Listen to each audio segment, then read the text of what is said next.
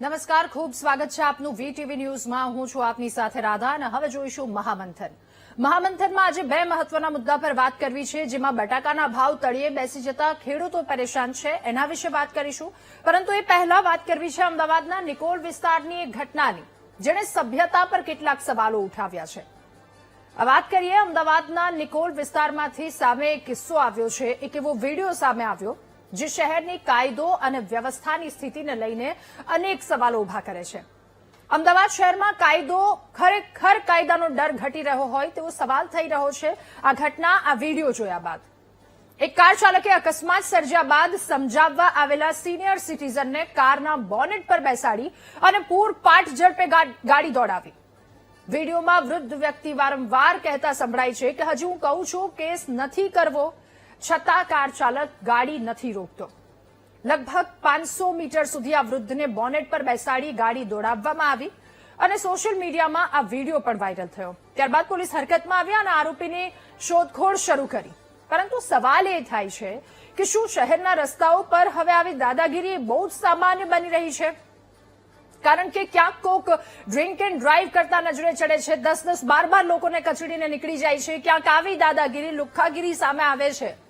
ત્યારે સામાન્ય લોકો, સિનિયર સિટીઝન કે જેમની સુરક્ષા અને એમની સલામતી કેટલી છે, આજે આવી બેદરકારી દાખવી છે, જે બેફામ વર્તન કર્યું છે, ત્યારે હવે એના પર કાયદો કેટલી કડક કાર્યવાહી કરશે એ જોવું રહ્યું. આ મહત્વના મુદ્દા પર આજે ચર્ચા કરવી છે. સભ્યતાના ઠોકરે ચડાવનાર આ વ્યક્તિ કોણ છે, એના પર શું કાયદેસરની કાર્યવાહી કરવામાં આવશે, જોઈએ મહામંથનના પહેલા મુદ્દામાં.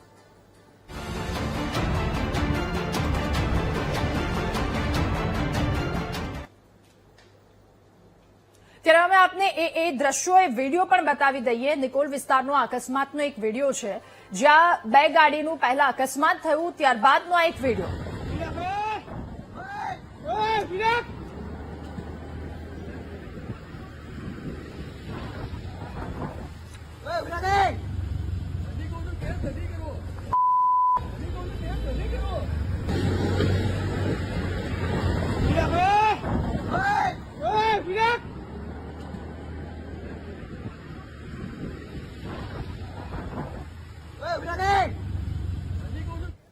ત્યારે આવા લોકો કે જેમના પર કડક કાર્યવાહી થવી જોઈએ, કારણ કે સિનિયર સિટીઝન સામાન્ય રીતે કેટલાય કિસ્સાઓ તેમની સાથે આવી રીતે બનતા હોય છે. અને આ વ્યક્તિ કે જેમની સાથે આવી કરતૂત કરી, 500 મીટર સુધી તેમને આવી રીતે લઈ ગયો છે આ વ્યક્તિ. આજ મુદ્દે આપણે ચર્ચા કરીશું. એસીપી ટ્રાફિક અમદાવાદના આપણી સાથે SM પટેલ સર જોડાયા છે. સર, આપનું ખૂબ સ્વાગત છે મહામંથનમાં. SM પટેલ સર, પહેલો સવાલ મારો આપને એ છે કે અમદાવાદના નિકોલ વિસ્તારમાં હચમચાવી નાખનારી આ ઘટના, કાર ચાલકને સમજાવવા ગયેલ એક વૃદ્ધ કારના બોનેટ પર બેસાડી દઈ છે અને કેસ ન કરવા માટે પણ આજીજી કરે છે. કેટલી શરમજનક આ ઘટના, જે વિડીયો વાયરલ થયો છે, આપ શું કહેશો આ ઘટના વિશે? એ બોનેટ ઉપર કાકા ગાડી રોકવાનો પ્રયત્ન કરતા હતા અને ચડ્યા હતા, એ ખોટી છે. ખરેખર એવું કરવું ના જોઈએ. કાર ચાલકે ભયજનક જે રીતે ડ્રાઇવિંગ કરેલું છે તે કાર ચાલક વિરુદ્ધમાં પોલીસ દ્વારા ગુનો દાખલ કરવામાં આવેલો છે.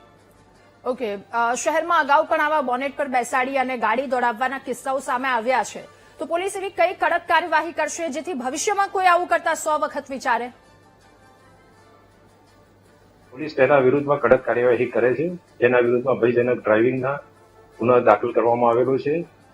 BNS 281 મુજબ તથા MB એક્ટ 184 મુજબ કલમ હેઠળ તેના વિરુદ્ધમાં કાર્યવાહી કરવામાં આવી. ઓકે, આ ઘટનામાં વૃદ્ધ છે એ પોલીસ ફરિયાદ માટે પોલીસ પાસે આવ્યા હતા કે પછી પોલીસે જાતે જ આરોપીને પકડ્યો છે? આ સોશિયલ મીડિયા પર વિડીયો વાયરલ થયેલો હતો, તેનો સુઓ મોટો એક્શન લઈને પોલીસે સરકાર તરફે ફરિયાદ દાખલ કરેલી. તો હવે શું આ કાર ચાલકની દાદાગીરી, ત્યારબાદ લાયસન્સ કાયમી ધોરણે રદ કરવા RTO પાસે ભલામણ કરવામાં આવશે? હા, એની ધરપકડ કરવાની કાર્યવાહી ચાલુ છે અને તેનું ડ્રાઇવિંગ લાયસન્સ સસ્પેન્ડ કરવા માટેની પણ કાર્યવાહી કરવામાં આવશે. ઓકે, હવે અમદાવાદના રસ્તાઓ પર શું ગુનેગારોને પોલીસ કે પછી કાયદાનો કોઈ ડર જ નથી રહ્યો? એક બાદ એક આવી ઘટનાઓ ઘટી રહી છે. આ બાબતે પોલીસ દ્વારા અવારનવાર અટકાયતી કામગીરી કરવામાં આવેલી છે. રસ્તા ઉપર જે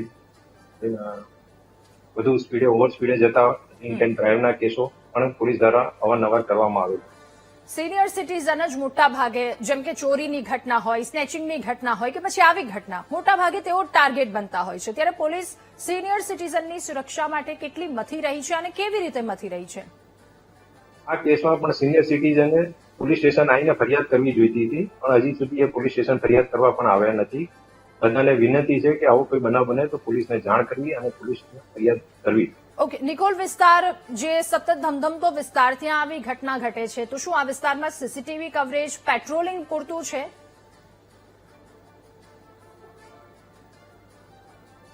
સીસીટીવી આધારે ઈ ચલણના કેસો પણ કરવામાં આવે છે અને ભયજનક ડ્રાઇવિંગના પણ કેસો કરવામાં આવેલા છે વિસ્તારમાં, અને સખત પેટ્રોલિંગ રાખી અને કાર્યવાહી કરવામાં આવશે.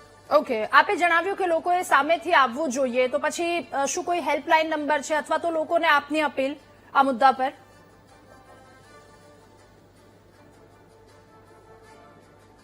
સર, અવાજ આવી રહ્યો છે આપના સુધી?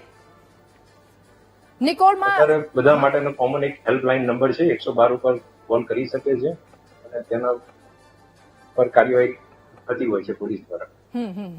ઓકે સર, નિકોલમાં જે આ ઘટના ઘટી છે, બોનેટ પર બેસાડી 500 મીટર સુધી આ વ્યક્તિ વૃદ્ધ સિનિયર સિટીઝન જેમને ઢસડવામાં આવ્યા, તો અટેમ્પ્ટ ટુ મર્ડર કે એવો કોઈ કેસ એમના પર લાગી શકે?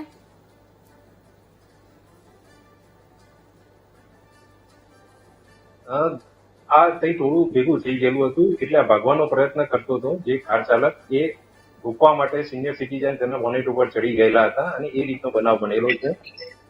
ઓકે, અને તેના વિરુદ્ધમાં બીએનએસ 281 કલમ તથા એમડીએફ 184 મુજબની કાર્યવાહી કરવામાં આવી છે. હવે આરોપીને ઝડપી કાયદેસરની કાર્યવાહી થાય એના માટે શું પ્રયત્ન કરવામાં આવશે? આ કેસની તપાસ જેમ બને એમ ઝડપી પૂરી કરવામાં આવશે અને નામદાર કોર્ટમાં એનું ચાર્જશીટ કરવામાં આવશે. સામાન્ય લોકો સામાન્ય રીતે આવા કેસથી પીડાતા હોય છે, એમને શું અપીલ રહેશે આપના તરફથી? કારણ કે સતત આવી ઘટનાઓ ઘટતી હોય છે, તો સામાન્ય જનતાને એ અપીલ છે કે એક્સિડન્ટનો બનાવ બને તો સ્થળ ઉપર સમાધાન કરવાનો પ્રયત્ન ન કરીને પોલીસ સ્ટેશન આવીને એના વિરુદ્ધમાં ફરિયાદ નોંધાવવી જોઈએ, જેથી આવા બનાવ બનતા અટકી શકે. અન્ય વાહનો જે રસ્તા પર હોય એમના માટે પણ આ કાર ચાલકે જોખમ ઉભું કર્યું છે, તો ટ્રાફિક નિયમ ભંગના નિયમોને લઈને કોઈ કાર્યવાહી થશે એના પર?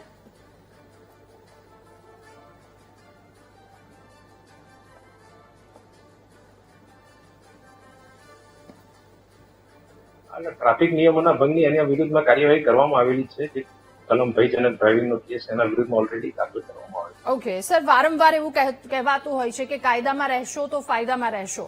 આ અનુસાર રસ્તે રખડતા આવા લુખ્ખા તત્વો, એમને આપના તરફથી કોઈ કડક ચેતવણી, કોઈ ખાસ ચેતવણી કે પછી અવારનવાર આવી ઘટનાઓ ન ઘટે? પોલીસ દ્વારા એમવીએફ 185 ના ડ્રંક એન્ડ ડ્રાઈવના કેસો પણ અવારનવાર કરવામાં આવતા હોય છે. એના વિરુદ્ધમાં કડક કાર્યવાહી અને એના વિરુદ્ધમાં ડ્રાઇવિંગ લાયસન્સ સસ્પેન્ડ કરવાની પણ કાર્યવાહી કરવાની રહેતી હોય છે, જે પોલીસ દ્વારા કરવામાં આવે છે. ઓકે સર, આપનો ખૂબ આભાર મહામંથનમાં અમારી સાથે જોડાવા બદલ, આ મુદ્દા પર ચર્ચા કરવા બદલ. તો બેફામ રસ્તે રખડતા આવા કાર ચાલકો કે ક્યાંક ડ્રિંક એન્ડ ડ્રાઈવના કેસ ચાલે છે, ક્યાંક 10-10 લોકોને કચડતા બિલકુલ નથી વિચારતા અને દારૂ પીને બેફામ ગાડીઓ હંકારે છે. કેટલાય અકસ્માતના કેસ અને તમામની વચ્ચે રફતારનો કહેર પણ એટલો જ અત્યારે હાલ વધી રહ્યો છે. રફતારનો કહેરનો આ એક નિકોલનો કિસ્સો સામે આવ્યો છે, જેમાં હવે શું આગળ કાર્યવાહી થશે? કાર્યવાહી કરવામાં આવી રહી છે, પરંતુ આ પર અંકુશ ક્યારે આવશે એના પર સૌ કોઈની નજર.